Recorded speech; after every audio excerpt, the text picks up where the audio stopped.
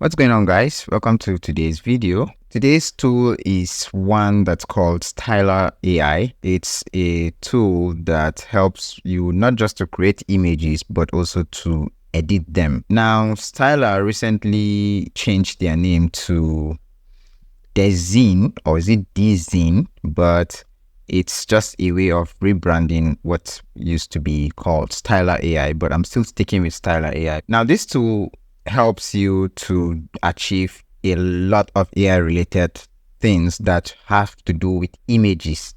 These are some of the few things that you can do with Stylar. You can do text to image, which is what we are used to. We have seen several of those out there. You can do image to image. You can do a local edit, which means you can take an image from your local drive and edit it using AI prompts. And you can also do face swap. And I've tried this feature. Trust me, it was not so bad.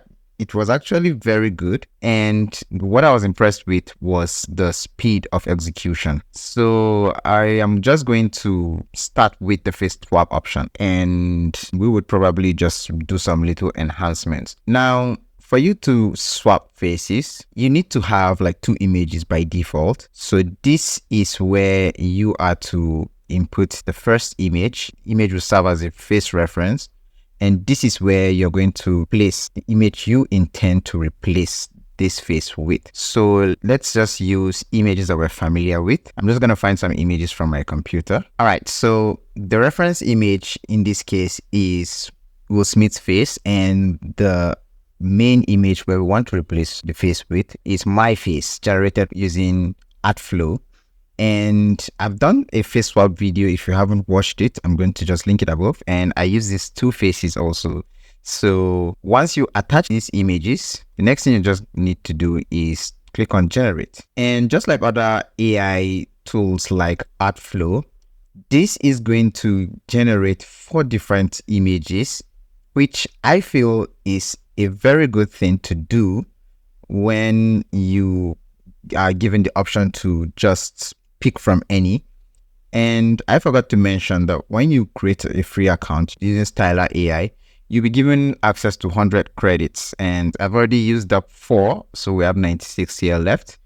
And look at how fast this executed. Now, the advantage of having these images coming up as 4 is so you can choose which one has like a better look.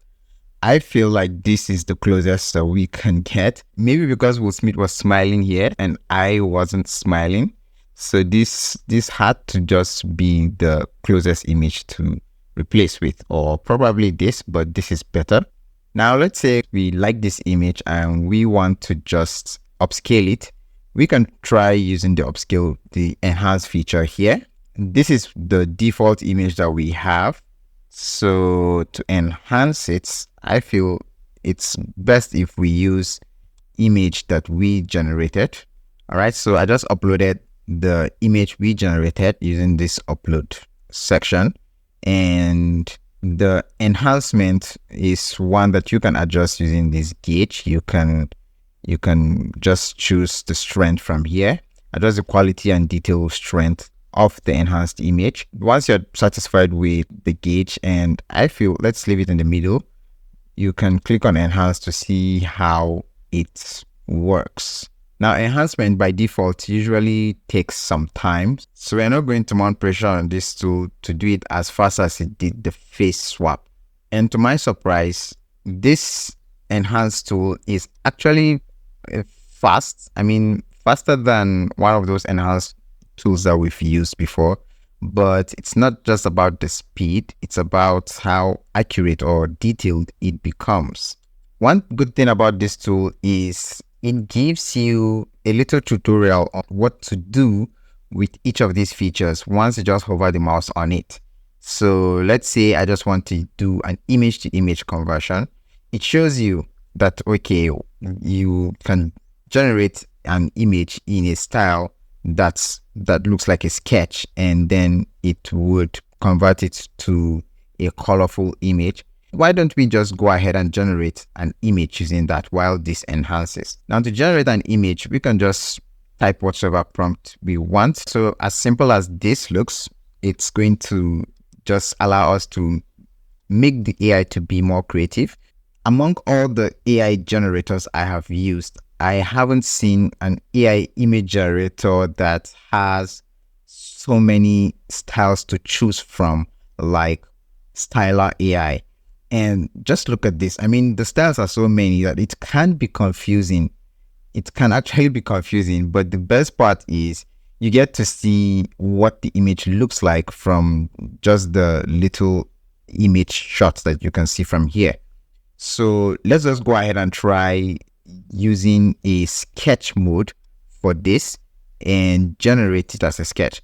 When you click on advanced, this is where you can input negative prompts. Let's just say showing of fingers. We don't want it to show fingers because we know how bad AI is with fingers, and it may not actually create the result we want.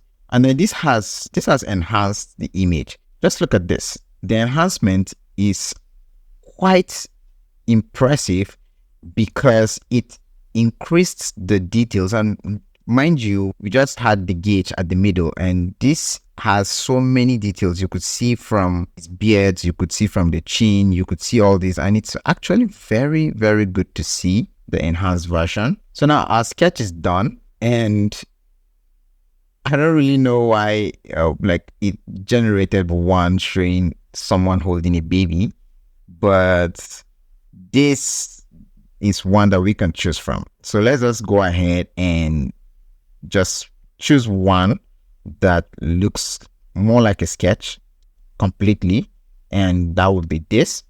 And I want us to use this result to do the image to image and see if it actually does what they mentioned it does.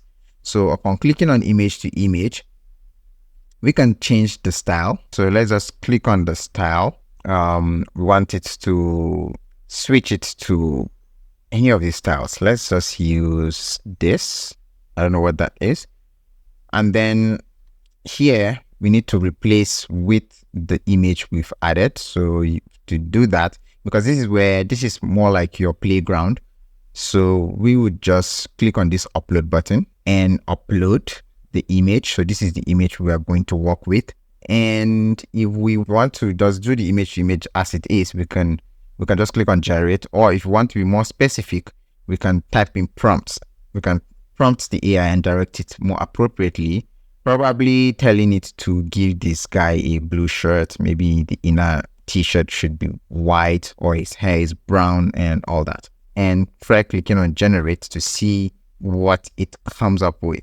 I'm actually curious to know how it transforms this image to this style. So if you notice, with a free account, you have to actually wait for your line in queue.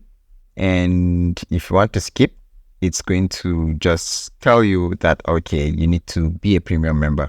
So these are the results, and it's not bad. I mean, I'm always on the opinion that we need to just give AI the flexibility to be creative. And once it's creative, that's when you see it executing all the hidden features per se.